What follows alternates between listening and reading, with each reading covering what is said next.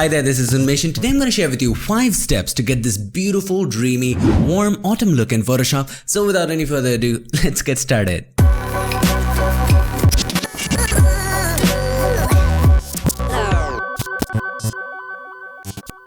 So here we are in Photoshop, and this photo was sponsored by storyblocks.com, and I talked to them and they were very kind enough to offer us this. Head over to storyblocks.com/YouTube and you will get a 7-day complete full access to the massive 400,000 image library. 400,000 images, and you can download unlimited for 7 days. And if you want even more, I don't think you will, but if you want even more, you will get 60% off on marketplace content. Not to mention the free vectors and icons and other graphic design stuff if you're into that. And once you sign up, searching for the perfect image is a breeze. Just head over to the website storyblocks.com, click on images. For this example, we were looking for an image of a young woman, right, in a nature background. So we would simply type young woman and hit enter. Now obviously it shows us images of young woman, but we want her to be in a natural background. So here's what we would do. Go to the categories and then select nature and wildlife. Now we have images of women in natural background. It also advises you on additional filters, whether you want to make her an eye contact, whether you want her to be barefoot or not. We're just gonna scroll over and probably like these type of images, and similar images are stacked together. So if you like this image and if you want to search for similar images, so scroll over. Similar images are together. So I like this kind of photo.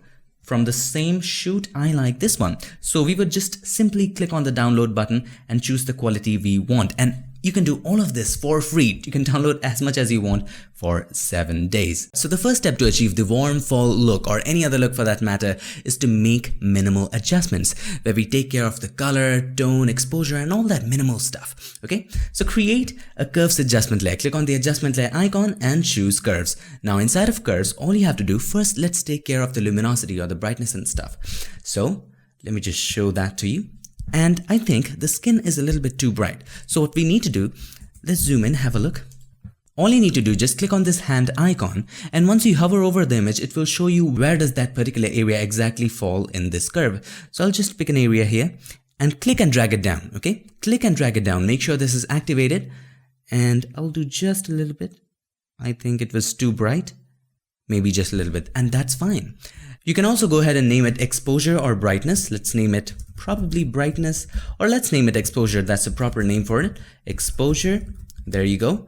And that's fine. Next, let's take care of the color and the tone. So create another curves adjustment layer, because we might have to come back to this later after we apply the filters and all that stuff. We might have to come back to this. Okay. Create another curves adjustment layer and just click on this button, the middle one, not the black one, not the white one. The middle one where we set the gray point. Okay, click on this one and click on an area which should have been gray in real life. So in this image, as you can see, this area should have been gray. So I'll just try clicking on it and try clicking on different areas. Whichever area looks good for you, just click on that area, and you can make multiple trials. So if I click on that area, boom, you get that effect. Also, you can try clicking on these areas, and see which one works for you. So for this image, I think this area works fine. And you can name that color or tone. Let's name it tone. Fine. Now, let's take care of the minimal adjustments that we want in this image. So I want more of a yellow tone to it. So I'll add one more curves adjustment layer. And probably I'll go to blues, right? Because blue is the opposite of yellow. I want more yellow in the highlights. So what do? I'll just decrease the blues in the highlights. So just like this. That looks probably good. And once I increase the yellows or decrease the blues, both are the same thing, because blue is the opposite of yellow. Always remember, RGB, opposite of CMY. Red is the opposite of cyan, green is the opposite of magenta, and blue is the opposite of yellow. Very simple. Now, when I decrease the blues or increase the yellows, I see there's a lot of green in it. So we'll go to green and reduce it. Just a tad bit.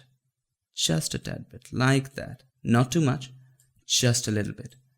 Probably a little more. And there we go. It's done. Look how far we have come. So before, after.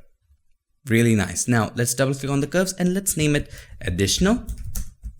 Alright, now let's make a group of all of these three by holding the shift and clicking on the last curves adjustment layer, hold the shift key and click on the first one. Okay, very simple. We select all three in a row, press Ctrl or Command G.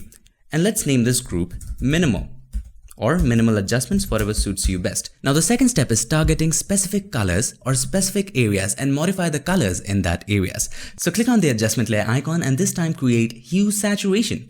Now once you're into Hue Saturation, click on this button again. So click on that button and we want to target this color of the trees in the background. So click on that color. So that color is now targeted. See, yellows have been selected. We want to make sure all of the yellows have been selected. So how to do that?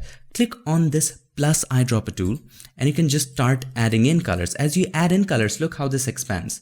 See, it has expanded already. If I just reset it, let me show you. Focus here. Okay, I'll just click here once. And if I click on this plus eyedropper tool, add to sample, see how this expands? Make sure you click on all the green colors, or what you can do, you can also draw with it. So you can just click, hold the click, and you can just draw. And all of the colors will be added and targeted. Now let's take the hue slider to the left and watch the magic. There we go. Now we want to add a little bit more saturation to this. First, let's add a little bit lightness to it. Let's make it a little bright like that. That looks good. And now saturation in that particular area. Make sure the colors don't blow out, so don't go overboard with it. So 42, that's pretty okay. Now as we add the saturation, we see something. The skin is not looking right, and her clothes, her scarf, that's not looking right. So we can mask out those areas. So here we have the mask already. Adjustment layers come with the mask, remember. Take the brush, make sure the foreground color is black. Again, what is the concept of masks? Black conceals, white reveals. Wherever you paint black, that area of the layer or the adjustment layer won't be shown or hidden. Wherever you paint white, that area will be shown. Right now, complete mask is white, so the effect is all over the place. So we can take the brush, make sure the foreground color is black by pressing X to toggle between the foreground and the background, and then just paint on the face. There we go. Make sure the flow and opacity is 100%. And we also don't want this in this area. Like that. We can paint over her sweater. And if you want to see which areas are you painting, you can press the backward slash key to have a look at the mask. So red are the areas which are hidden and other areas are in their original colors. So there we go. That's a loose mask. And press the backward slash key again, and it will be back. Now have a look at the before and after. So this is the before, this is the after, adds that fall look to it. Now, if you want to increase the overall saturation, you can do that as well. Click on the adjustment layer icon and choose hue saturation, and let's increase the overall saturation. Let's increase it this bit. That looks great, that looks nice. But as you can see, there are some areas which don't look good. So we'll just mask it out. Very simple. First of all, we'll copy this mask to this one because we don't want oversaturated person. So hold the alter option, click and drag this mask and place it in this area. Replace layer mask? Yes. Okay. So we didn't want saturation in this area. Fine. So let's increase saturation even more and see which areas are oversaturating. So as you can see, there are some areas over here which are oversaturating. So we can just mask it out as well. So you can take the brush and make it bigger, make sure mask is selected, black, and you can just mask these areas out which are oversaturating like that. And there we go. We increase the overall saturation before, after. Makes a difference. Now let's go ahead and zoom in a little bit and have a look at her scarf. So Ctrl or Command plus to zoom in, and as you can see, there's not so much color in her scarf. It's kind of discolored, so we'll add a vibrance adjustment layer. Click on this adjustment layer icon again and choose vibrance and increase the color. Wow, now the scarf looks good, but we want to limit it just to this scarf. So select the mask, press Ctrl or Command I to invert the mask. This paints the whole mask with black. Take the brush, make sure the foreground color is white this time because we want to make the layer appear in this area, and just paint in the scarf.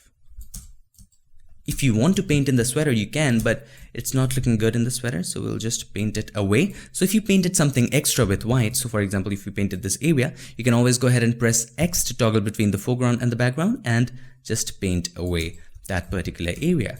Let's paint this area with white. That looks fantastic.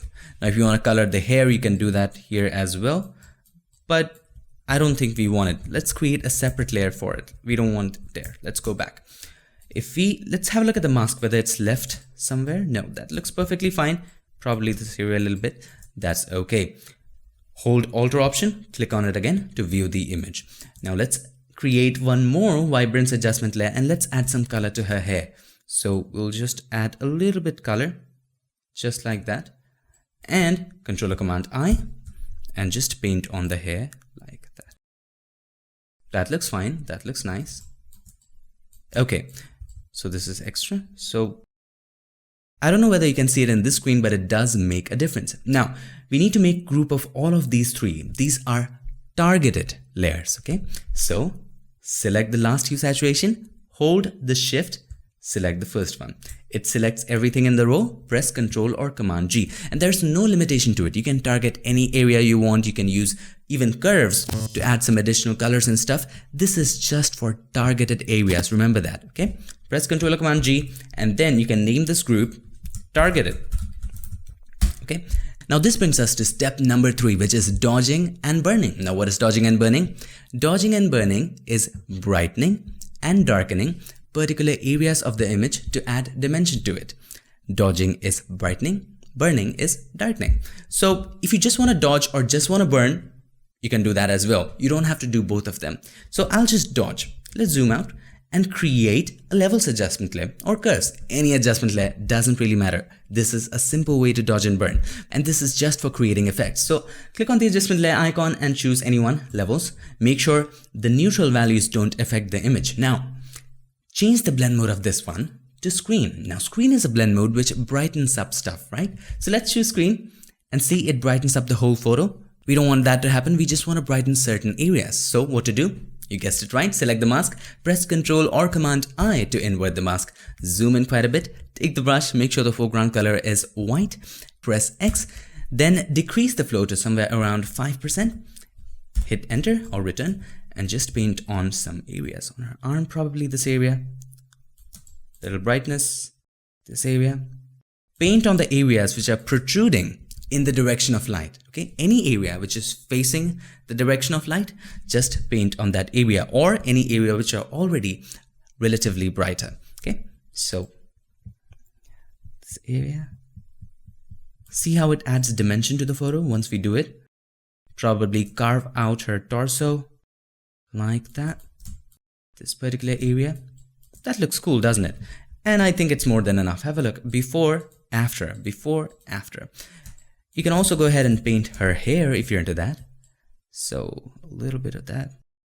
And then just to make sure that you didn't paint on the dark areas, double click on the right hand side of the layer, open up blending options, and inside the blend diff, take the slider of the underlying layer from left to right. So if you take it, it's very harsh. So what you can do, hold the alter option, click on it, break the sliders, and then just make a soft move.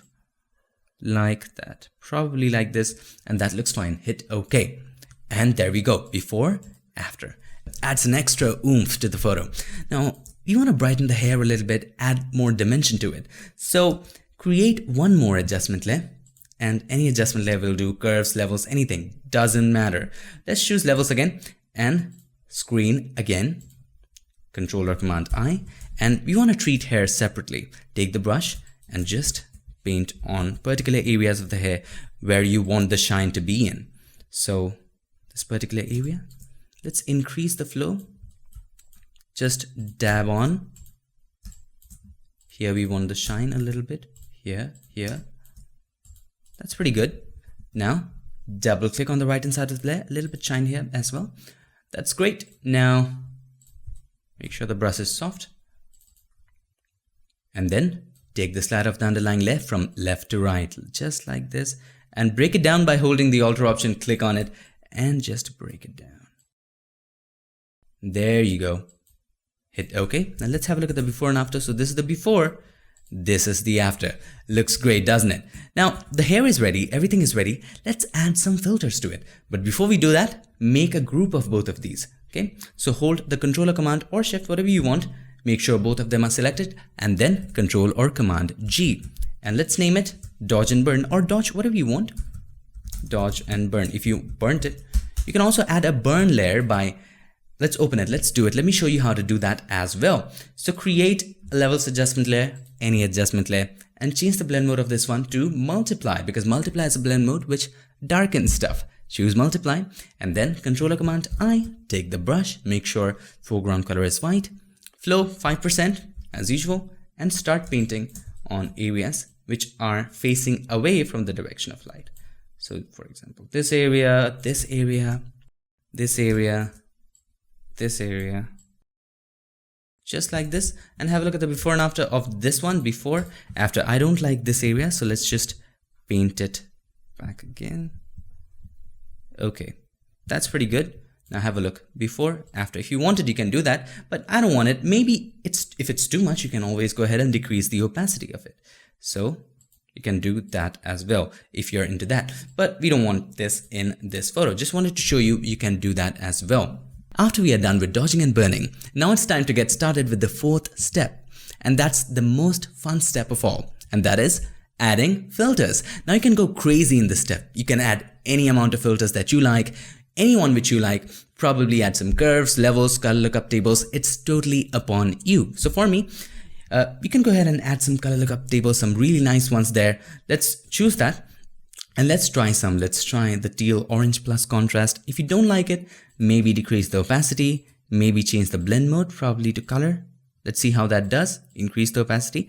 And you can just try experiment with different filters here and there, add curves, levels, photo filters, whatever you want. So for me, I'm going to choose curves, and probably I want a little bit more magenta in the shadows.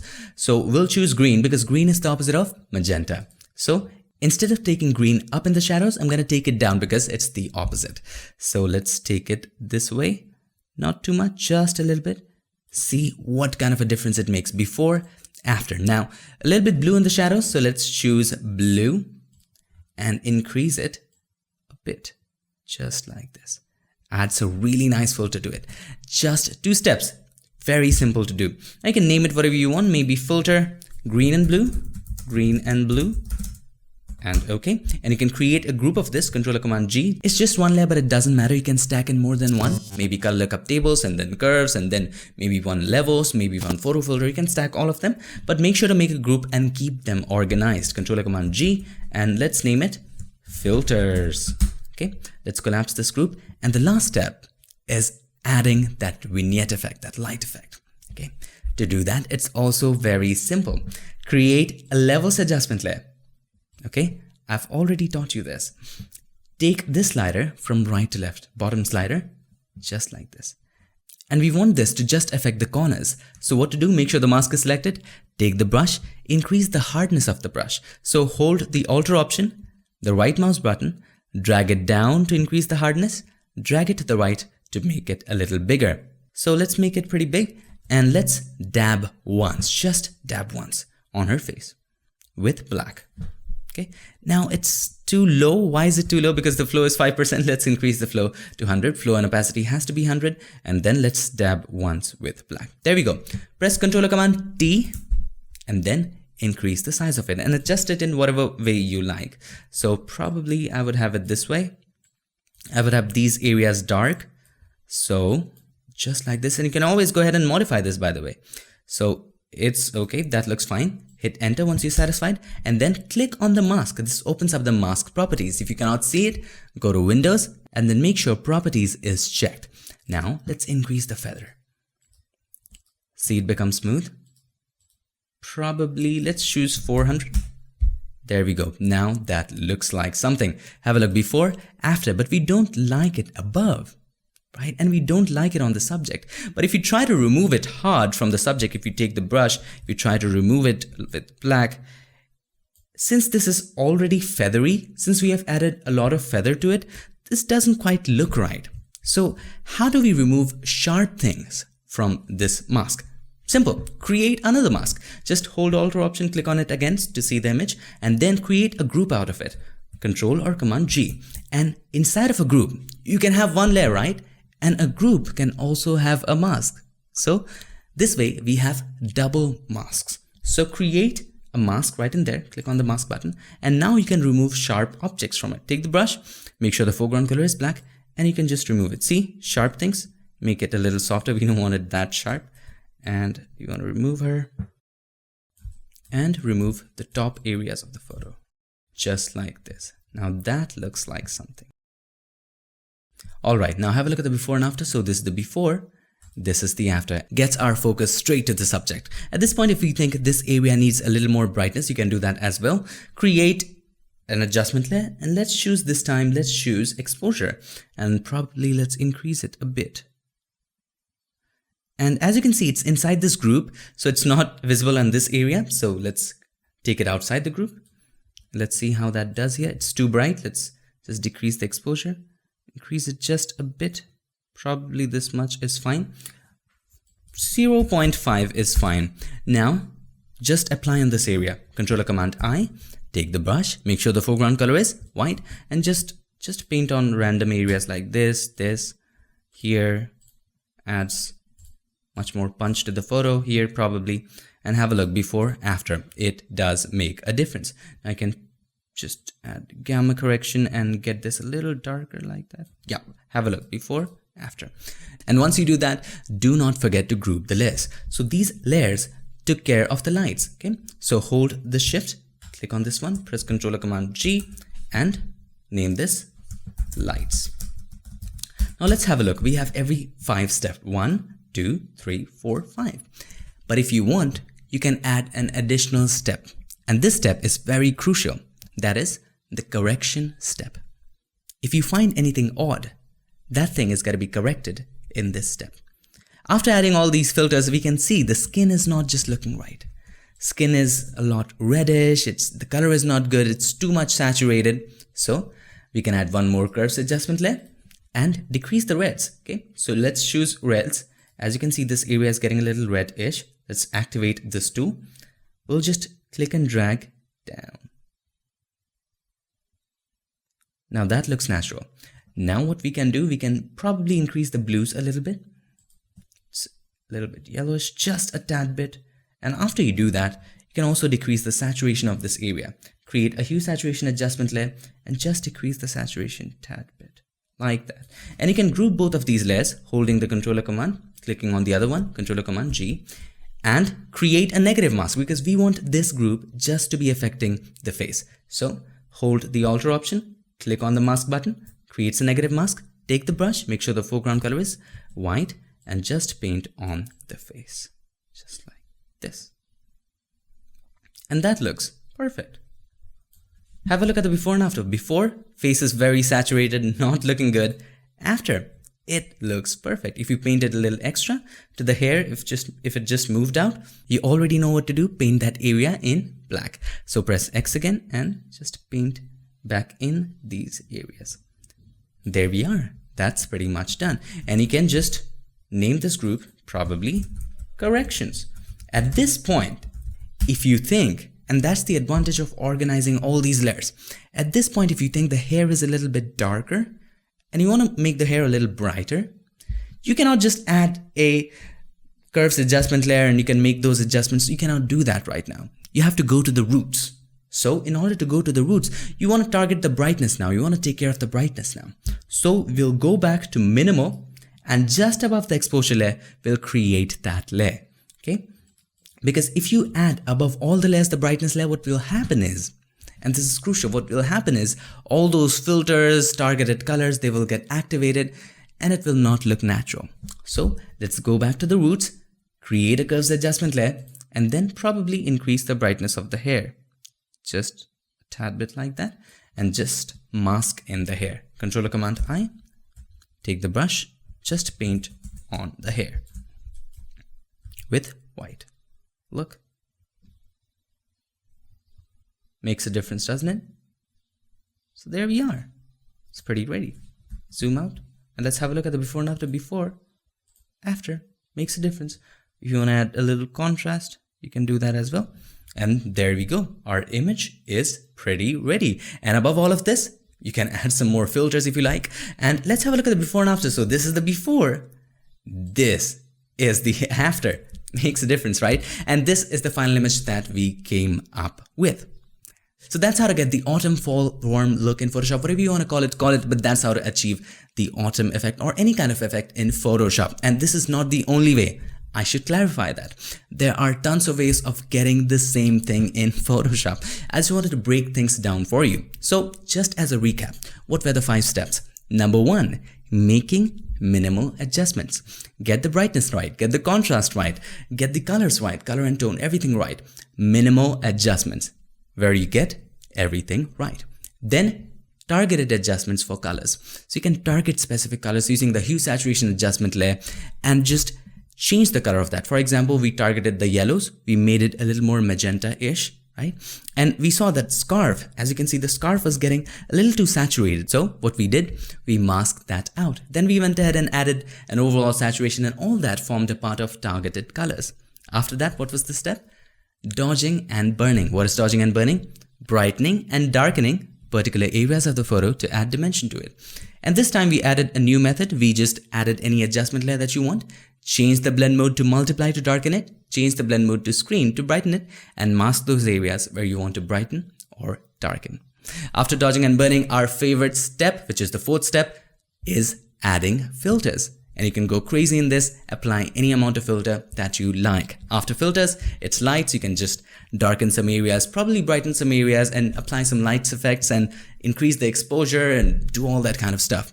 And the last step, which is optional, and that is correction. If you think anything is wrong, in this case, the skin was wrong, we added a curves adjustment layer, decreased the reds in the skin, and took care of that. And at the end, if you want to make corrections, if you see, okay, the hair is not too bright or other things, the color is not too good here, you can always go back to targeted or minimal, whatever you want, and make those adjustments in those groups. So therefore, it's very important to organize them in groups. So that's pretty much it for this video. I hope this video helped you, and if it did, make sure to give us a like, and also don't forget to subscribe, and not just subscribe, ring the bell so that you, my friend, don't miss a thing. I'll see you guys in my next one. Till then, stay tuned and make sure that you keep creating.